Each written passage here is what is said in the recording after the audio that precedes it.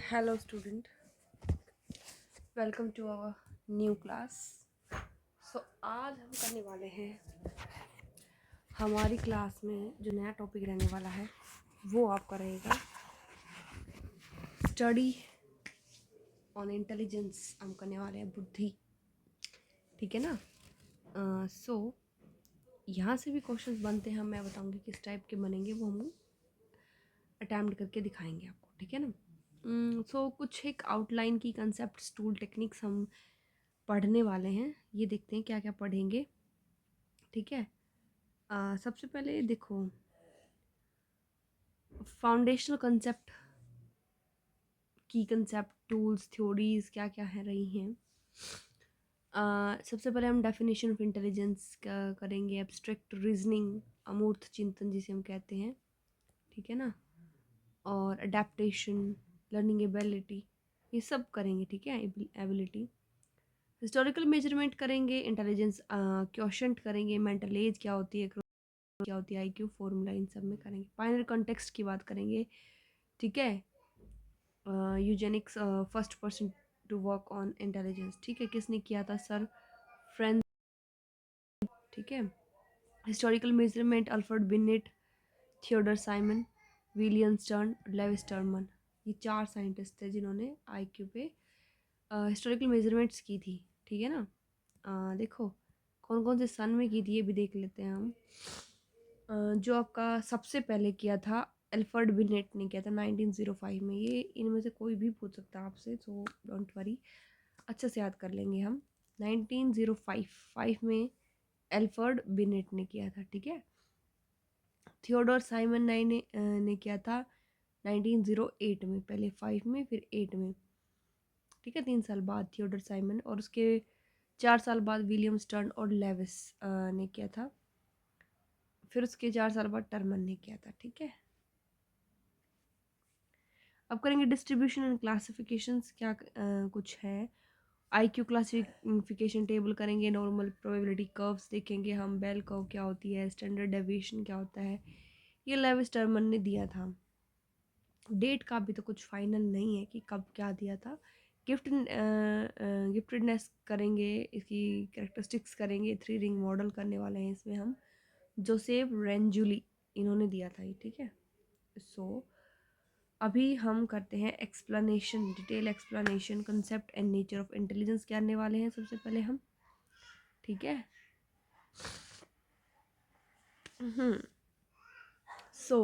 Study of intelligence, या फिर कह सकते हैं बुद्धि, बुद्धि की जो स्टडी है या इंटेलिजेंस की जो स्टडी है काफ़ी असेंशियल है ह्यूमन बिहेवियर को समझने के लिए, ठीक है। कॉम्पिटिटिव एग्जाम में कुछ स्पेसिफिक क्वेश्चंस यहाँ से पूछे जाते हैं। ये इसको हम देखना पड़ेगा। सबसे पहले इंटेलिजेंस क्या होता है, डेफिनेशन क्या है इसकी, इसको हम डिफाइन नहीं कर सकते, एक सिंगल डेफिनेशन से हम इसको डिफाइन नहीं कर सकते। बहुत सारी मतलब चीज़ों में से मतलब निकाल करके हमारे अलग अलग कंसेप्ट्स जो होते हैं, कह सकते हैं हम, हमारे अलग अलग बहुत सारी ऐसी एक तरीके से कंसेप्ट्स। हाँ, तो हर किसी की अंदर कुछ ना कुछ नया ज्ञान होता है ना। हर फील्ड में से रिलेटेड, किसी के में स्पोर्ट्स से रिलेटेड है, किसी में स्टडी से रिलेटेड है, किसी में डांस से, किसी में सिंगिंग से, किसी में राइटिंग से, समथिंग, और भी बहुत सारे हैं। तो अलग अलग वो उनकी एबिलिटीज़ पे डिपेंड करता है कि किस में क्या करने की ज़्यादा एबिलिटी है, ठीक है। So how a working definition focus on की एबिलिटीज़ पे कह सकते हैं हम क्या किसकी क्या एबिलिटीज़ हैं। तो ability to adjust and adapt, मतलब अपने आप को एडजस्ट करना, वो एबिलिटी, या अडेप्ट करना सिचुएशन के अकॉर्डिंग, वो एबिलिटी, ये भी एक तरीके की इंटेलिजेंस ही है। देखो हम एकदम से क्या होता है, हम स्कूल में एडमिशन करा देते हैं ना छोटे बच्चों का, तो स्टार्टिंग में उनको आदत नहीं होती ना स्कूल की, मतलब उनके अंदर एबिलिटी है कि वो धीरे धीरे धीरे धीरे वहाँ के एनवायरनमेंट में वो स्टेबल हो जाए, तो उन वो अपने आप को अडेप्ट कर लेते हैं उस सिचुएशन के अकॉर्डिंग। तो ये भी उनकी एक इंटेलिजेंस ही है। Defined capacity to adjust with environment के साथ एडजस्ट होना, this include ability to change oneself as per the external environment, जैसा एक्सटर्नल एनवायरनमेंट है उसके अकॉर्डिंग हमारी क्षमता से हम उसको चेंज कर सकते हैं। वही बाहर का एनवायरनमेंट अगर जिस टाइप का हमें भी उस टाइप से चेंज करना हो हम कर सकते हैं। इफ़ सामने वाला चाहता है कि मैं जिस तरीके से रहूँ वो बेटर है उसके लिए, तो मैं उस तरीके से रहूँगी, है ना? कोई मेरे से पोलाइटली बात कर रहा था, मैं उससे पोलाइटली बात करूँगी, बिल्कुल। और कोई गुस्से में कर रहा है तो उसे गुस्से में करनी पड़ती है। कोई बचपनिया बिहेव करे तो उसके लिए बचपना की तरह रहना पड़ता है। कोई सिंसियर ज़्यादा है तो उसके लिए सिंसियर बनना पड़ता है। तो हम सामने वाले के अकॉर्डिंग एडजस्ट हो जाते हैं, ठीक है? एनवायरनमेंट में अपने आप को ढाल लेते हैं। तो this include the ability to change oneself as per external environment, ठीक है? हिस्टोरिकली देखा जाए तो human survival in harsh condition में भी सर्वाइव कर सकता है, ठीक है? और हंटर गैदर टाइम की बात कर रही है। Require significant adaptation and adjustment which is sine of, ये एक इंटेलिजेंस का ही साइन है, ठीक है? एबिलिटी टू लर्न, सीखने की क्षमता। देखो स्टार्टिंग से कोई भी ऐसा व्यक्ति नहीं जिसको बिना सिखाए सब कुछ ज्ञान ऑलरेडी होता है, ऐसा कोई नहीं होता। तो उन हर इंसान को कुछ ना कुछ सिखाना पड़ता है तभी वो जाके सीखता है। और कोई ज़्यादा जल्दी सीख जाता है, कोई लेट सीखता है, मतलब वो अपनी एबिलिटी से सीख लेता है। तो वो भी एक तरीके की इंटेलिजेंस ही हुई। Intelligent in capacity to acquire new skills, जैसे ड्राइविंग है, पेंटिंग है, म्यूजिक है। स्टार्टिंग में किसी को नहीं आता लेकिन वो सीख जाता है, सिखाते हैं तो सीख जाएगा। न्यू नॉलेज जो है, अधिगम जो है उसको गेन कर लेता है जब भी उसको ज़रूरत होती है। तो ये होता है ability to learn. Ability to carry out abstract reasoning, अमूर्त चिंतन की क्या एबिलिटी होती है? ये कैपेसिटी होती है सोचने की, ठीक है? And reason concerning things that are not physically present, जो चीज़ फिजिकली प्रेजेंट नहीं है उनको उनके बारे में थिंक आउट करने की, ठीक है ना?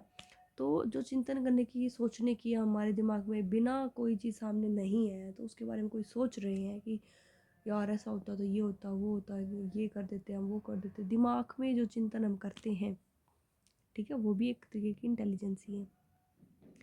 एब्स्ट्रैक्ट रीजनिंग की बात करते हैं तो एब्स्ट्रैक्ट कॉन्सेप्ट जैसे love, planning, truth, physics concept cannot see, इनको हम नहीं देख सकते, बिल्कुल कैनॉट सीन, टच भी नहीं कर सकते, डायरेक्टली फील भी नहीं कर सकते, ठीक है? जैसे पेन, क्लॉक, इन सब को तो हम कर सकते हैं। Ability to plan future actions, पहले ही मतलब फ्यूचर में क्या क्या करने वाले हैं हम उसका, मतलब मैं कह रही हूँ कि मैं मेरे को अब ये पढ़ना है, उसके बाद ये करना है, फिर मुझे उस चीज़ की प्रिपरेशन करनी है। सो ये सब जो है हमारे दिमाग में, माइंड में चलता रहता है, उसे एब्स्ट्रैक्ट रीजनिंग कहते हैं, ठीक है? अब आता है ओरिजिन ऑफ टर्म। ये जो इंटेलिजेंस है वर्ड, ये कहाँ से ओरिजिनेट हुआ है?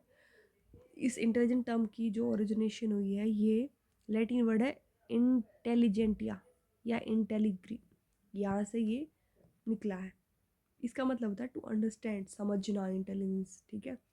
Core feature capacity of for understanding is central to intelligence, ठीक है?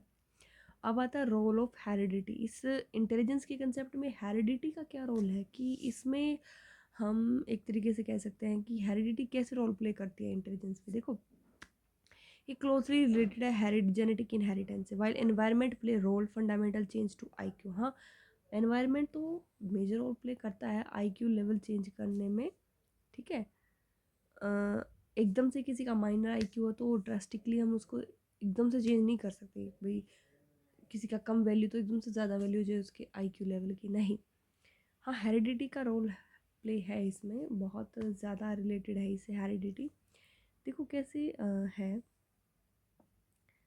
इसमें क्या होता है, कई मतलब कहते नहीं है कि जनरेशन में किसी के पूर्वज जो है वो ज़्यादा इंटेलिजेंट रहे हैं, उनकी आज की जो न्यू पीढ़ी है वो भी ज़्यादा इंटेलिजेंट हमें लगती हैं। तो मतलब ऐसा, देखो ऐसा कंपलसरी नहीं है कि ऐसा ही होगा, लेकिन चांसेस होते हैं, वो रिलेटेड होता है। किसी के पेरेंट्स ज़्यादा इंटेलिजेंट है तो वो उनकी अ, जो न्यू जनरेशन आएगी वो भी इंटेलिजेंट हो सकती है, right? Early pioneer work, sir Francis Galton जो है is recognise one of the first individual, पहला ऐसा इंडिविजुअल था टू वर्क सिस्टमेटिकली इंटेलिजेंस पे वर्क किया था उन्होंने, ठीक है? वो फादर ऑफ यूजेनिक्स भी बोल सकते हैं, ठीक है? ये इंपॉर्टेंट है, फादर ऑफ यूजेनिक्स कौन है? सर फ्रैंकिस गैल्टन, ठीक है? इस कंसेप्ट में क्या था, इन्होंने सजेस्ट किया that control breeding could improve the human race. Breeding अगर कंट्रोल में की जाएगी तो ह्यूमन को रेस को कंट्रोल में किया जा सकता है by increasing reproduction among individual possible desirable characteristic to pass on the next generation. ठीक है, अब आता है historical development of intelligence measurement. अब क्या क्या मतलब हिस्टोरिकली इंटेलिजेंस जो है पहले किस तरीके से मेजरमेंट किया जाता था आई की वैल्यू, अभी कैसे है। देखो सबसे पहला जो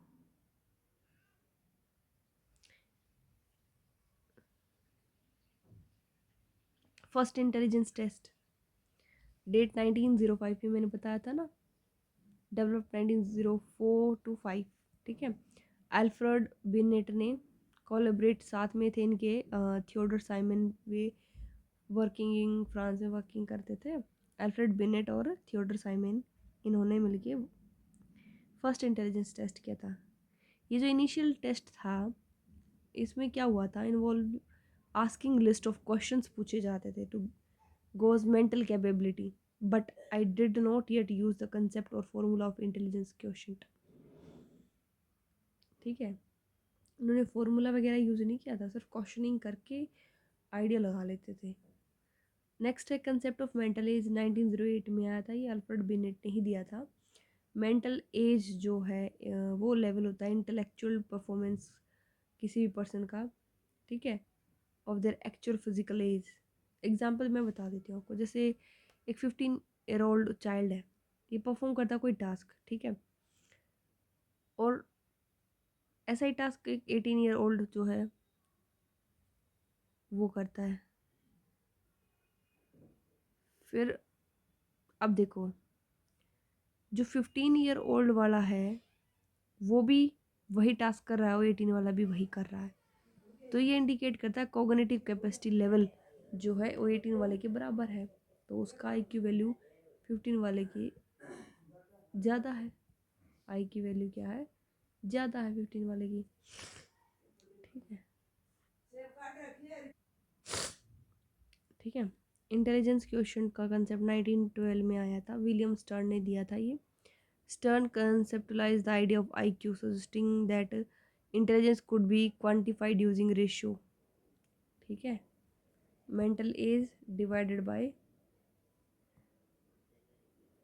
सी ए, कैपेसिटी कितनी है उसकी। ठीक है,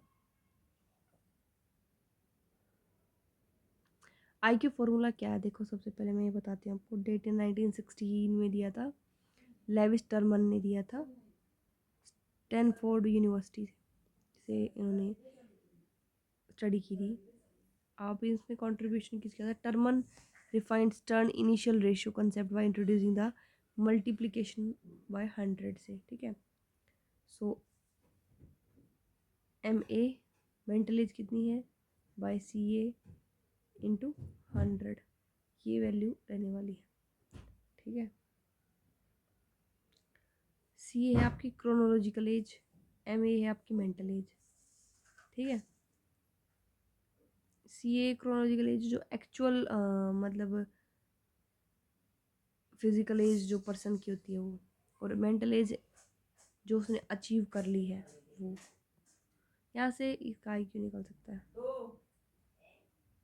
देखो कुछ एक एग्जाम्पल्स लेके बताती हूँ इसको हम कैसे निकालेंगे। इस टाइप का एक क्वेश्चन, एक नंबर का क्वेश्चन डेफिनेटली आता है। कह रहा है इफ़ मेंटल एज जो है इक्वल हो क्रोनोलॉजिकल एज की तो आई क्यू स्कोर 100 आएगा एवरेज। ऑफ कोर्स ये दोनों सेम है तो 100 ही आएगा। हाँ, अगर मेंटल एज कम है क्रोनोलॉजिकल एज से, अगर ये वाली कम है ये वाली ज़्यादा है, so I Q will be below 100। ये वाली कम है ना, मेंटल एज कम है क्रोनोलॉजिकल एज से, तो आई क्यू 100 से कम आएगा, और अगर ये वाली ज़्यादा है इससे तो आई क्यू 100 से अबोव आएगा। ठीक है, जिससे मैं बताती हूँ कैसे। ठीक है, देखो सपोज चाइल्ड की मेंटल एज है 10 ईयर, की क्रोनोलॉजिकल एज है 12 × 100। मैंने क्या बताया था, अगर ऊपर वाला कम है तो 100 से कम आएगा। ठीक है, 100 से कम आएगा ना आई क्यू उसका। सो ऑप्शन में देख लेना, कुछ ऐसे ही एलिमिनेट हो जाएंगे, सॉल्व भी करना नहीं पड़ेगा आपको। ठीक है ना, सो यहाँ से आपकी आई क्यू वैल्यू आई 0.833 × 100, तो 83.33 आ गई। तो इसका मतलब कह सकते हैं एवरेज तो 100 है, लेकिन एवरेज से नीचे तो बिलो एवरेज रेंज, ठीक है। एक्चुअल एज से काफ़ी बिलो है। मेंटल एज कैसे निकालेंगे? ये कह रहा है child who is 16 year old, chronological age यदि 16, ये score an I Q of 75, I Q आपकी बार 75 दे दिया।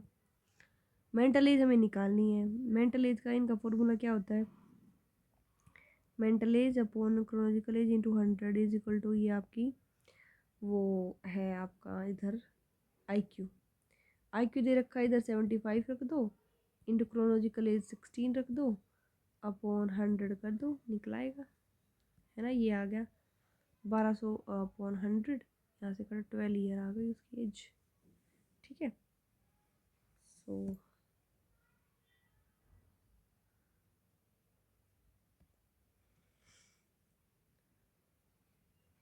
अब आता है I Q classification and distribution की। टर्मन्स आई क्यू क्लासिफिकेशन टेबल करने वाले हैं। इन्होंने क्या टेबल दी थी? आई क्यू स्कोर रेंज अगर 140 एंड अबोव है तो उसको जीनियस, नियर जीनियस ही माना जाता है, गिफ्टेड भी कह सकते हैं, ठीक है। यहाँ से ऑप्शन में पूछ लिया जाएगा कि इस रेंज वाले बच्चे को क्या कहा जाएगा, ठीक है। 130+ is used as threshold for giftedness के लिए, ठीक है। 130 to 139 वेरी सुपीरियर कहा जाएगा, high intellectual capacity. 20 to 29 superior, above average intelligence कहा जाएगा। 90 to 110 एवरेज या फिर नॉर्मल कह सकते हैं। लगभग ज़्यादा परसेंटेज तो इसी रेशियो वाली होती है, मोस्ट कॉमन रेंज होती है ये। 60% पॉपुलेशन की एवरेज ही होती है नॉर्मल। 70 to 79 बॉर्डर लाइन होती है बिल्कुल, ठीक है। वो हाँ कैपेबल है, अपना फंक्शन कर सके, रिसीव बेसिक स्कूलिंग वगैरह कर सके, ठीक है। 50 to 70 मोरन या माइल्ड रिटार्डेशन कह सकते हैं। इनको वोकेशनल स्किल ट्रेनिंग की ज़रूरत होती है। में struggle to keep up in school में रखना इनके लिए काफ़ी स्ट्रगल वाली ज़िंदगी हो जाती है। हाँ 0 to 20 वाला तो इडियट होते हैं बिल्कुल, profound retardation, can not care of for them self, की खुद की भी केयर नहीं कर सकते, रिक्वायर कॉन्स्टेंट केयर, बिल्कुल केयर टेकर की रिक्वायरमेंट होती है इस टाइप के लिए। उनका आई क्यू बिल्कुल कम हो जाता है, ठीक है। अब आता है प्रोबेबिलिटी कर्व या बेल कर्व भी आ सकता है, ठीक है ना। सो कितना हो रहा है, क्या ज़्यादा बड़ा नहीं करेंगे इस वीडियो को। कोशिश करूँगी मैं जल्दी से जल्दी टॉपिक ख़त्म हो जाए, वैसे हो जाएगा, अभी हो जाएगा, ठीक है ना। ये प्रोबेबिलिटी कर्व जो है, when IQ test are administered to very large population का किया गया, उसको टिपिकली फॉलो स्पेसिफिक पैटर्न को फॉलो किया। नॉर्मल प्रोबेबिलिटी कर्व या बेल कर्व हमारे आए। शेप किस टाइप की आई? कर्व जो है वो बेल शेप की आई। टिपिकली कह सकते हैं ग्राफिकली रिप्रेजेंट करता है कैसे आईक्यू स्कोर डिस्ट्रीब्यूटेड है, ठीक है। Intelligence trait cluster around mean average होगा वो। स्टैंडर्ड डेविएशन एंड डिस्ट्रीब्यूशन की बात करें तो मीन जो आईक्यू है इज सेट एट 100, ठीक है। मीन तो 100 है। Largest concentration people I normal range जो होती है आपकी 90 to 110, 85 to 115 depending on specific वो जो स्टैंडर्ड डेविएशन में यूज, ठीक है। 68% ऑफ द वर्ल्ड पॉपुलेशन जो है वो एवरेज रेंज में ही फॉल करती है 85 to 115 आई क्यू में, ठीक है। और रिप्रेजेंट 34% बिलो 100 और 34% अबो 100, ठीक है। वेरी स्मॉल परसेंटेज यानी कि 0.1% या 2% कंबाइन है extremely high I Q value, बहुत बहुत बहुत कम होता है, रेयर होते बिल्कुल, ठीक है। अबो 145 तो बिल्कुल ही कम। Extremely low I Q below 55, ठीक है।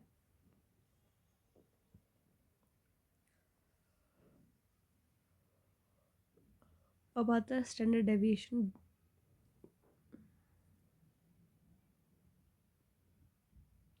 इस पर वही मेजर किया जाएगी वैल्यूज़ वगैरह, ठीक है। 68% जो पॉपुलेशन है एवरेज रेंज में ही फॉल करती है।